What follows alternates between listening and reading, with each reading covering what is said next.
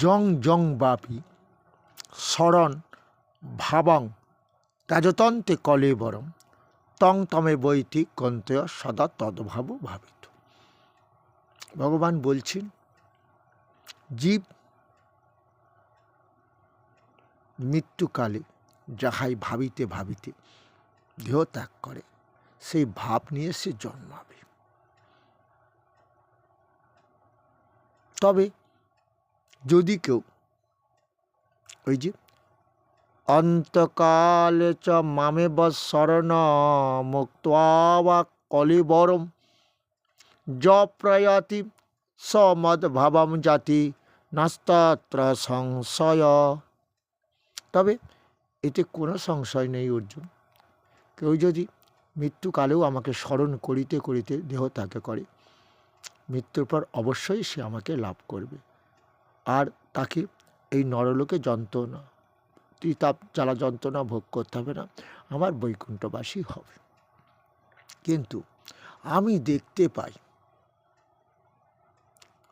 অধিকাংশ মানুষ মৃত্যুর যন্ত্রণা ভোগ করে, ঘর ঘর ঘর ঘর করছে, বাবারে মারে, কেউ হয়তো সেন্সলেস হয়ে গেছে, বোঝা যাচ্ছে। কেউ বোবা, কথা বলতে পারে না, কেউ হয়তো আর দৃষ্টিতে তাকিয়ে থাকে, তারাই যখন ডাকছে ছেলে বাবা, মেয়ে ডাকছে বাবা, কথা বলতে পারছে না। আচ্ছা বলো তো, এই লোকটা কি করে ভগবানের কথা চিন্তা করতে করতে বা তার নাম করতে করতে দেহত্যাগ করবে? এটা হতে পারে না। তবু ভগবান বলেছে, তবে হ্যাঁ, এটাও সত্য হয়, আমার চোখের সামনে আমি দেখলাম, আমি হরিনাম চাইলেছি, মন্দির আছে, লোকটা চৌকিদার, হরিনাম শুনতে শুনতেই মারা গেল।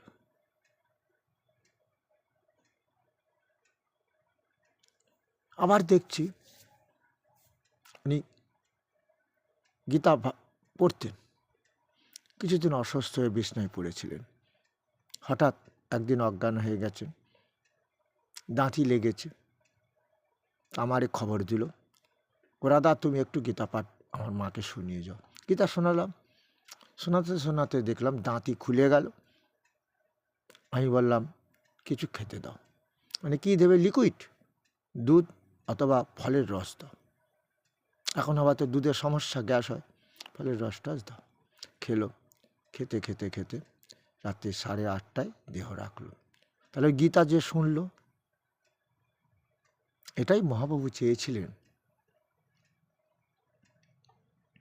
এইভাবেই কলির জীব দেহটা কৃষ্ণময় করুক, রাত্র দিন নাম লাই খাইতে শুইতে, খেতে খেতে শুতে শুতে নামটা করে যাক, কৃষ্ণ নাম। বোঝা যাচ্ছে যেটা গীতাতে বলেছিলেন অর্জুন যখন, চঞ্চলাঙ্গি মন কৃষ্ণ প্রমার্থী বলবদ্দিরম তস্যহং নিগ্রহং মন্যে বায়ুরি বসু দুষ্করম। কৃষ্ণ, তুমি জানো মন কেমন চঞ্চল, তাকে বসে আনা কঠিন কাজ। বায়ুর বেগকে কেউ বসে আনতে পারবে না, চঞ্চল মনকেও তো বসে আনার সমস্যা, হতে পারে না। কৃষ্ণ ভগবান শ্রী ভগবান উবাচ অসংশয় মহাবাহ মন দুর্নিগ্রহম চলম অভ্যাসেন তো কন্তয়া বৈরাগ্যেন চ গৃহ্যতে।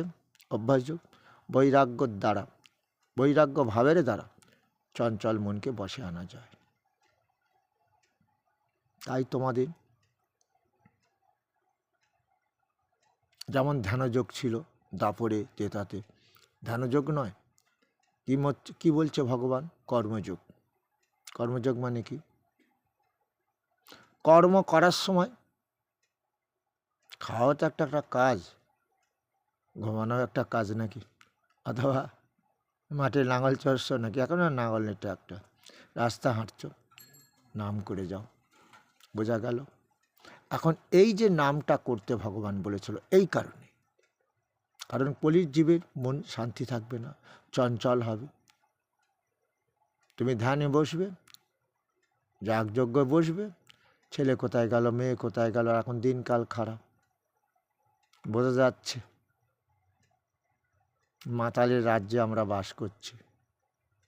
যদি কিছু ছেলে মেয়ে ভালো থাকে তাদেরও মা বাবারা শান্তি পায় না। সৎসঙ্গ স্বর্গবাস, অসৎসঙ্গ নরকবাস। যার মুখে ভাই হরি কথা নাই তার মুখপানে জেনে চেও না, যেখানে হরি কথা নাই সেখানে তুমি যেও না, এও আছে, বলা আছে। কোথায় পাবে হরি কথা? মা বলেই তো ওরা ডাকে না নিজের মাকে, দেখছি। তাহলে এরা হরি কথা শুনবে? আমরা মহাকলিতে চলে এসেছি, বড় দুর্দিন আমাদের। তাই তোমরা রোগের যন্ত্রণা যখন ভোগ করো তখন বাবারে মারে করো। আমার এই জন্য ভগবানকে ডাকো, বাবা গোপাল, আমার বাবা গোপাল।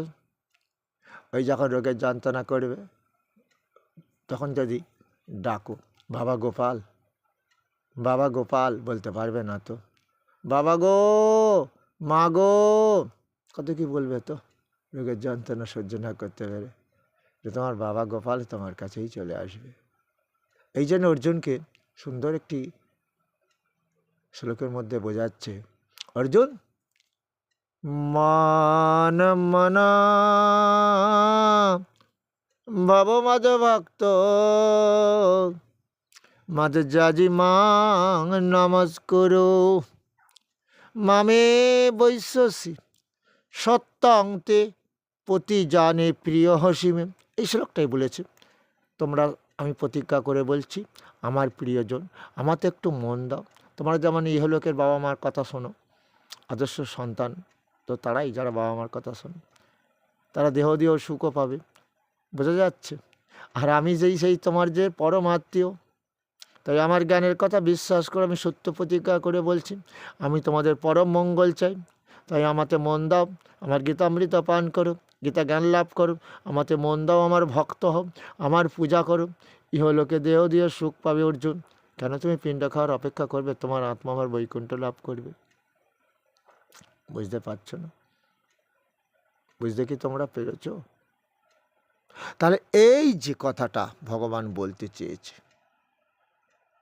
আর একটি শ্লোকে বলছে, মন তো তোমরা দাও, অমনভাবে দিও না, আমাকে দূরে সরিয়ে রেখো না, আমি তোমার আপনজন গো। মামু, ওই যে সর্বস্ব চাংহৃদি, তোমাদের সমস্ত জীবের মধ্যেই তো আমি রয়েছি আত্মা বা জীবন রূপে, আমি আপন না? তাই যদি তোমরা মান মানা ভাব মদ ভক্ত মদ জাজি মাং নমস্কুরু মামে বৈশ্যসি যুক্তৈবা আত্মনাম। সন্তান যেমন তোমার আত্মা, আমি তো তোমার আত্মা, তোমার জীবন, তোমার দেহের মধ্যে আছি, আমি আপনজন নই। তাহলে তোমরা সন্তানের মতো আমাকে আপন করো, আমি তো তোমার দিয়েই হতে চাই গো। কেন আমাকে দূরে দূরে রাখো? কেন আমাকে দূরে দূরে রাখো? আমি তোমাদের আপনজন গো। যতক্ষণে দেহে আমি আছি ততক্ষণে দেখবে তোমার আত্মীয় স্বজন কত তোমাকে ভালোবাসবে। আমি যখন দেহটা ত্যাগ করব, বলবে মরা চুলে চান করতে হবে, সেই তোমার প্রিয়জনেরা তো। হরে কৃষ্ণ।